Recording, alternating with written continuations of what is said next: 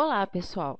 Vamos fazer um resumo da aula do capítulo Conexão com banco de dados, sintetizando alguns conceitos fundamentais para que possamos prosseguir nossos estudos a partir deste capítulo. Vamos lá? Uma funcionalidade essencial em qualquer sistema é a habilidade para comunicar-se com um banco de dados. A figura ilustra o modelo computacional de uma aplicação em Java utilizando o banco de dados. O Java dispõe de uma API para acessar os repositórios de dados, a Java Database Connectivity API ou JBC API.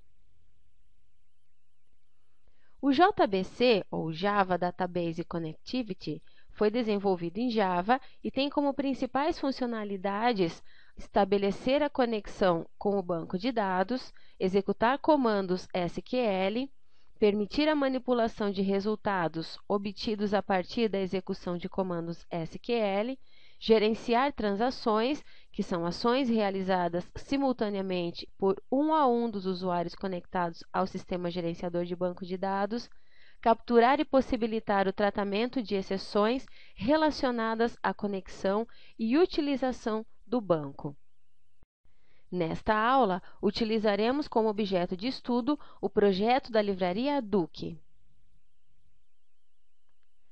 O projeto da livraria tem na sua modelagem a classe FormClientPF, responsável pelas manutenções dos clientes, constituído por inclusão, alteração, exclusão e listagem, que serão utilizados para exemplificar a conexão e o gerenciamento de dados em um banco MySQL, conforme exemplifica a figura.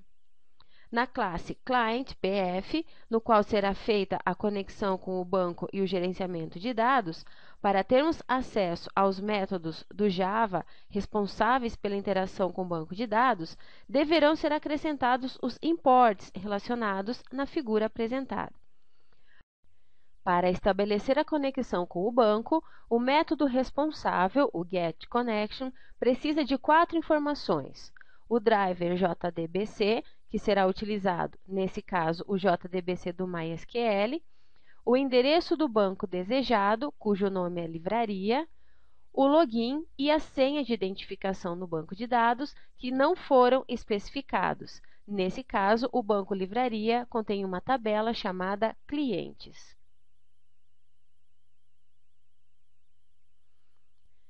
A rotina de inclusão permite cadastrar dados em uma base de dados.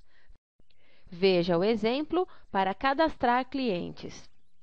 Na classe FormClientPF, os atributos do objeto são preenchidos com os valores definidos no formulário, conforme a linha de código especificada na figura representada nas linhas 289 a 302.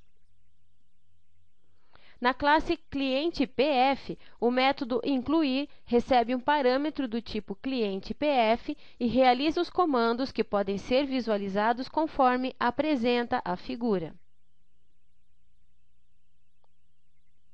A rotina de alteração permite modificar algum dado já cadastrado, como, por exemplo, o endereço de um cliente.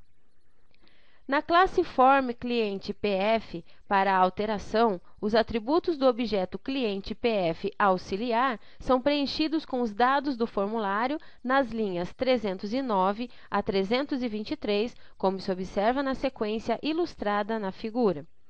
Na classe ClientePF, o método alterar recebe um parâmetro do tipo ClientePF e realiza comandos apresentados na figura. A rotina de exclusão possibilita apagar um registro do banco de dados. Na classe FormClientPF, é necessário obter somente o código do cliente a ser excluído. Tal código é armazenado no objeto ClientePF auxiliar, que é passado por parâmetro para o método excluir do objeto ClientePF, como se pode visualizar na figura. Na classe ClientePF, o método excluir recebe um objeto do tipo ClientePF como parâmetro e realiza os comandos visualizados na figura. A rotina de listagem exibe todos os registros de um banco de dados. Na classe Form Cliente PF, é realizada a chamada ao método listar do objeto Cliente PF, como se pode ver na figura. Na classe Cliente PF, é executada uma consulta ao banco e o retorno são os campos CliCode, CliNome, CliTelefone e CliCelular de todos os registros da tabela Clientes, conforme ilustra a figura. A rotina de pesquisa permite localizar um determinado registro. Na classe Form Cliente PF, utilizaremos mais um objeto do cliente PF como auxiliar na pesquisa, criado na linha 340 com o nome de Cliente PF Pesquisa. O objeto Cliente PF é instanciado novamente dentro do método somente para garantir que estará vazio. A manipulação desses dois objetos é ilustrada na figura. Na classe Cliente PF, o método pesquisar recebe um objeto do tipo Cliente PF como parâmetro e retorna um objeto do tipo Cliente PF, realizando a pesquisa da forma como ilustra a figura. Assim finalizamos essa aula, lembrando que essa apresentação é apenas um resumo do tema e não deve ser considerada como única fonte de estudo. Por isso, participe de todas as atividades propostas. Um abraço e até a próxima!